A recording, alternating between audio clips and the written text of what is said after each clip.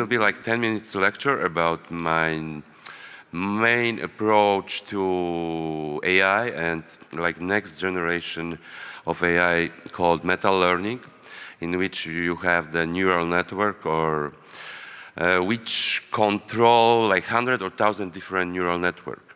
And today I will perform using like 100 recurrent neural networks, and it will be controlled by another network on the top. This is what we call meta.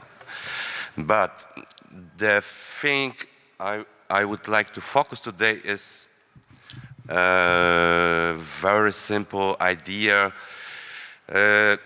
This is a kind of joke, meaning we have like so many misunderstandings what is really AI and imagination, you know, the future, things, ethical, philosophical results, what can happen, like wars of artilects, blah, blah, blah. Artists have so many emotional, anti-emotional, anti-human intelligences, and a lot of so many thoughts. The most popular image of neural network, you have a lot of nodes, they are connected, and the thing is that it's like complex network. But actually what is AI is very simple. It's function, recursion function. So you have like as the input the kind of numbers, which is a TensorFlow, meaning the matrix of numbers. But what we are doing this, because it is recursion, so the output from this function is put it once again to this function. So we have actually the kind of feedback situation. And what is interesting, this very simple model or type of computing is very, very powerful, because it looks like in sequential way you can code any type of information you want. The thing is that there is something specific. You are adding the kind of direction of this computing process, and the kind of optimization or max, and here it is represented as a max function. What is this inside? What it can be inside? But it's a kind of modulator of this information which is going many times in iterative process. So if you have like every next generation of or next step of this function is called layer. Thousands of nodes of layer is inside only this one line. Doesn't matter. And we called it like, but how to understand this part of process, that this like computing process is organized by some vector in some direction. And normally in machine learning, this like autoencoders, we are making like method comparing the input information and output information, what we really want to receive. So we are measuring a kind of loss function.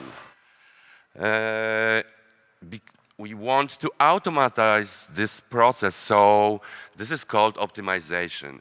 And we are using a lot of, and this is cutting-edge technology to develop like new good optimizing algorithms, because many of these processes are uncomputational processes. So we only specialize in estimations of these processes.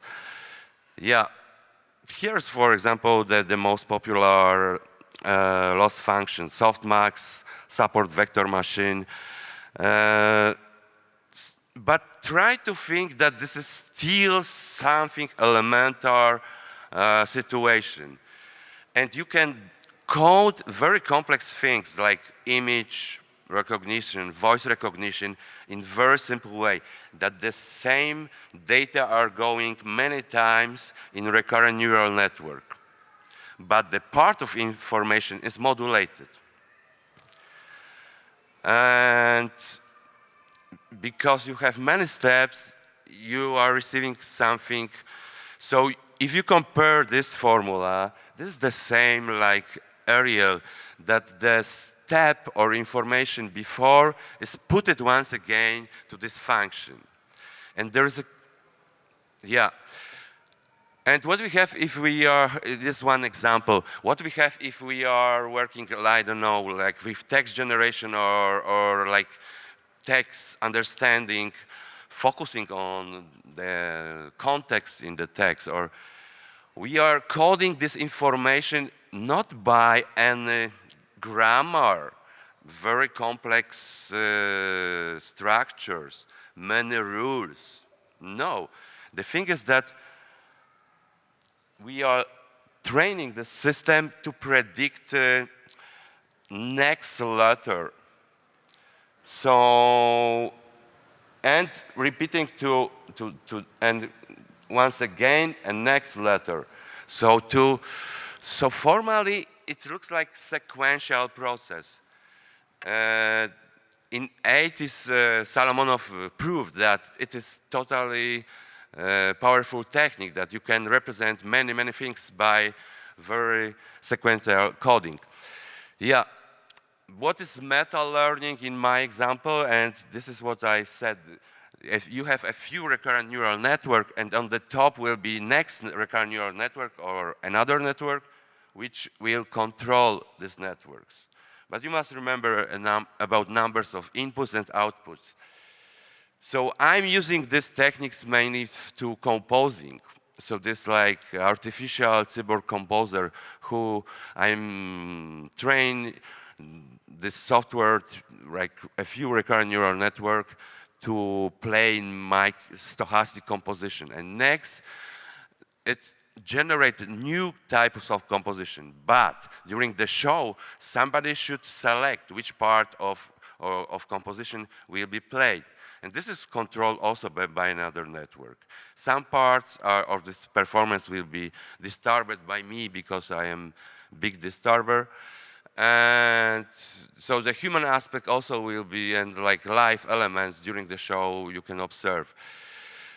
The next most important techniques in AI is unsupervised. So you don't have any training. The training is made by reinforcement learning network by itself. So agent receiving some reward from environment and can from scratch, step by step, develop like policy, what to do with this data, making kind of predictions.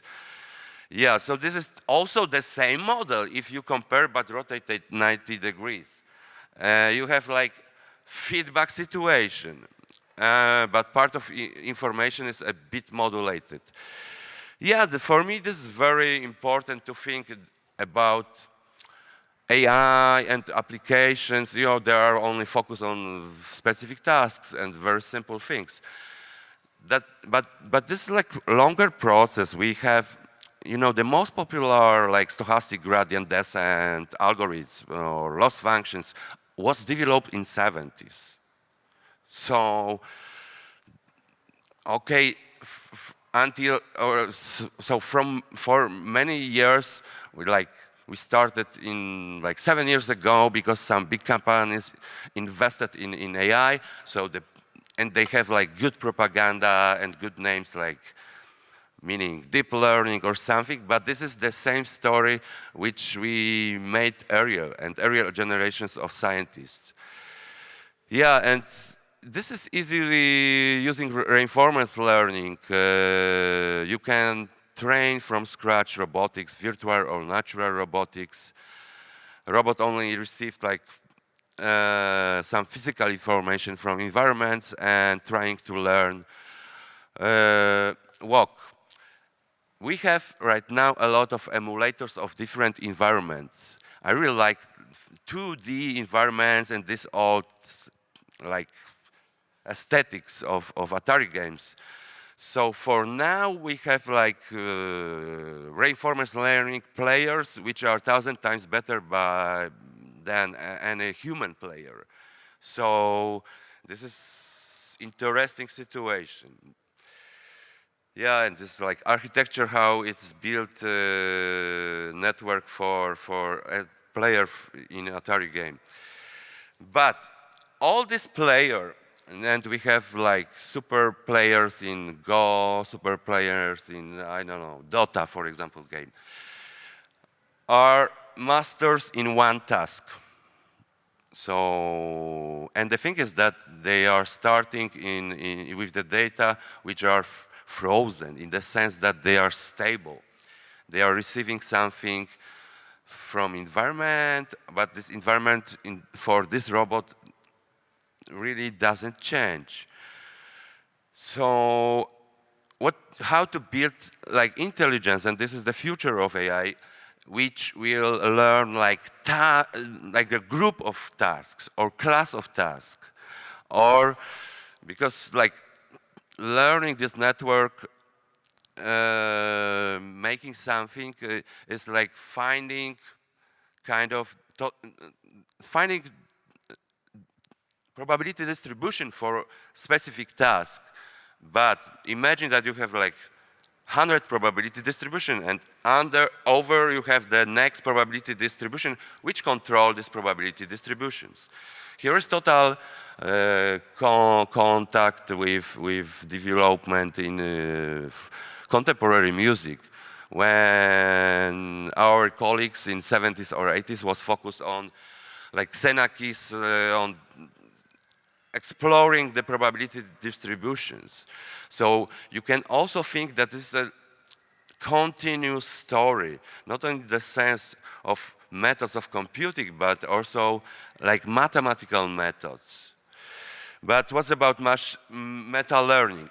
The thing is that we have like, we need to build kind of model or additional network which will decide which policy is the best. So it is something like master over this and selecting one of these policies. In this example, it's select action free. So it's next like very simple drawing. Another approach, but the same in the sense rotated 90 degrees. You can think about jumping from one neural network to another, kind of switcher. So you are choosing the techniques of optimizing, you are choosing what type of gradient descent you are using and what type of network. The last step is like, or then another image which represents meta-learning is that when you are training network, you are stopping this network and making it like a bit stupid. You are not training it to make concrete tasks and get to this point or get this point, but the network should be stopped and cut it in one moment. The training of the network should be stopped in one moment. In very specific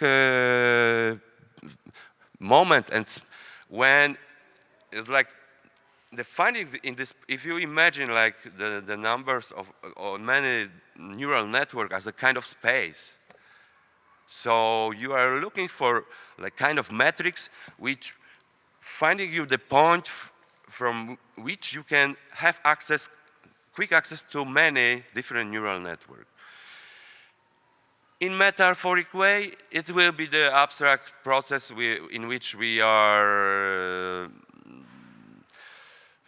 thinking, or because we are learning something for scratch, we have some pure knowledge, we very quickly learn. We don't need to have like so many examples to, it is also the big challenge for the next generation meta learning. How to learn only from few examples, like 3 examples. So this meta reinforcement learning approach is based on this kind of model, which is like abstract, new version, more abstract version of Markov decision processes. Yeah. So this is what I wanted to say during the lecture. I said I would like to discuss after everything, if possible.